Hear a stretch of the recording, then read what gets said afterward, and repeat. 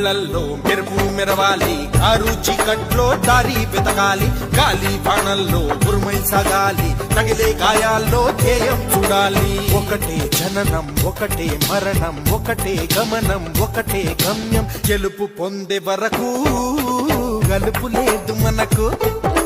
బ్రతుకు అంటే గెలుపు, గెలుపు